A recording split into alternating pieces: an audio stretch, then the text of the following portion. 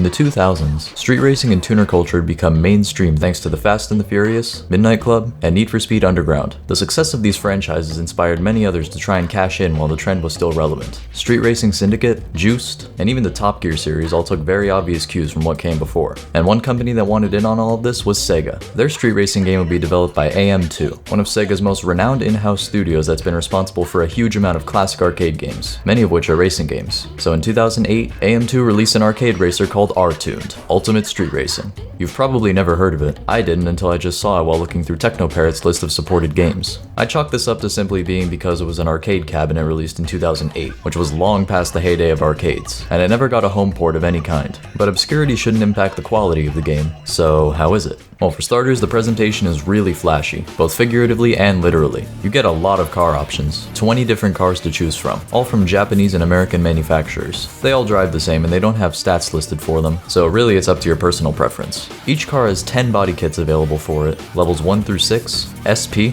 and EX 1, 2, and 3. Interestingly, these different kits give your car different amounts of horsepower. Level 1, the default and slowest kit, has 400 horsepower, with each kit having 100 horsepower more than the last one, and the last 4 kits all having 1000 horsepower. These are some pretty crazy looking kits, and some of them have references to other Sega games, like this Shadow the Hedgehog themed kit for the R32 Skyline. And in case you're a fan of sleepers, the EX3 kit is just a stock body for every car.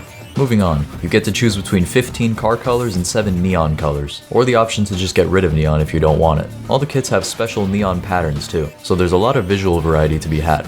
As for the tracks, all of them are city tracks spread across 4 real-life cities: New York, Shinjuku, Shibuya, and Hong Kong, with each city having 4 track layouts for a total of 16 tracks. Each track varies in difficulty and length, as indicated by a 5-star rating system, as well as a different lap count to accommodate its difficulty. Finally, for the options, there are 2 modes to choose from: Battle and Time Attack. Battle is a race against 3 computer opponents, and Time Attack is, well, it's a time attack with 3 different times to beat. You can also switch to manual transmission by shifting during the countdown. Both game modes feature actual characters for your opponents, and they all talk in these windows with this weird animation style that looks like their faces are just continuously stretching back and forth. The UI is also colored based on your neon color. I love this game. After the race starts, the first thing you'll notice is just how drift heavy the physics are. You don't have to brake or even let off the gas. You automatically drift if you just turn hard enough. If you crash into something, a scripted crash animation plays out reminiscent of Outrun 2, another game that was also developed by AM2. And just like that game, R-Tune lets you slipstream behind other cars for a little speed boost. Traffic cars appear on the track, and they all have wings and decals, which just adds to that wacky, over-the-top attitude that a lot of Sega games are known for. Also complementing that attitude is the game's soundtrack,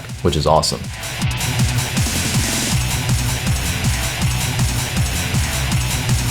Very fitting for this game, and even the loading screen has its own music.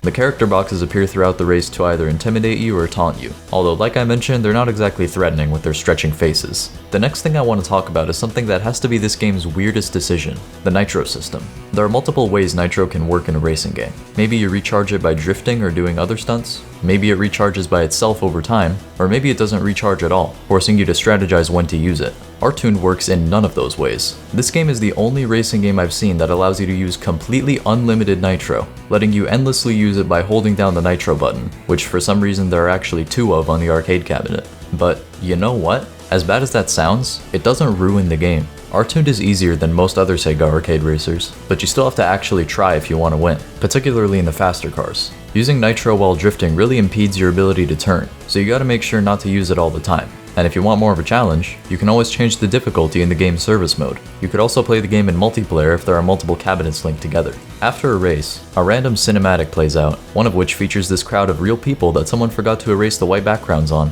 The game also has random boss races where you encounter someone in a specific car that isn't available to you from the select screen. There are 5 of these cars along with their own special drivers: a 1967 Ford Mustang driven by Bank, a C3 Chevy Corvette driven by Zigo9, a Dodge Viper driven by Wong, a Ford GT driven by Maki, and a Nissan GTR driven by Mr. R. These boss cars bring the total number of cars in the game to 25. Unfortunately, despite this website I found saying you can unlock them, it doesn't seem like you're able to.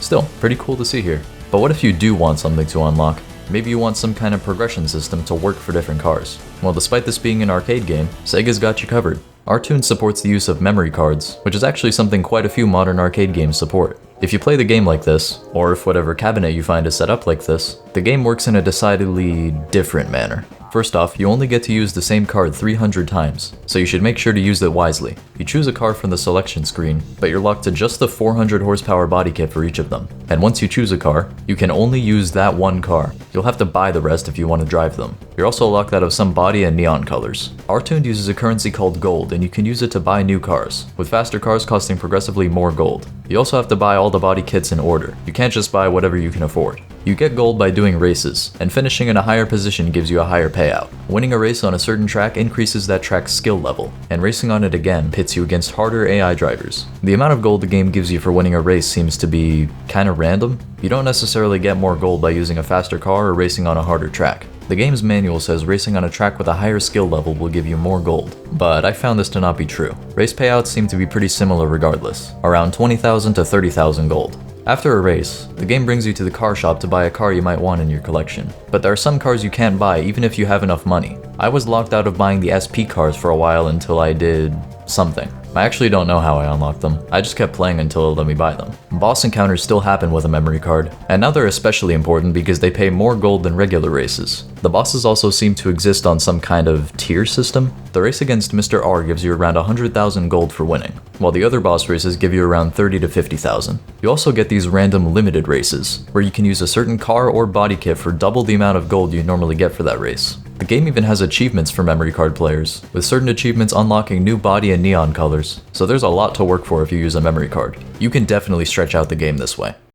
And that's really all I have to say about R-Tuned. If I had to describe it, I'd call it Need for Speed Underground on steroids, and the flashy presentation, intense soundtrack, and sheer amount of choice it gives you all sell this as a great street racer with that classic Sega attitude fully intact. If this game was at an arcade near me, I'd definitely be coming back for it.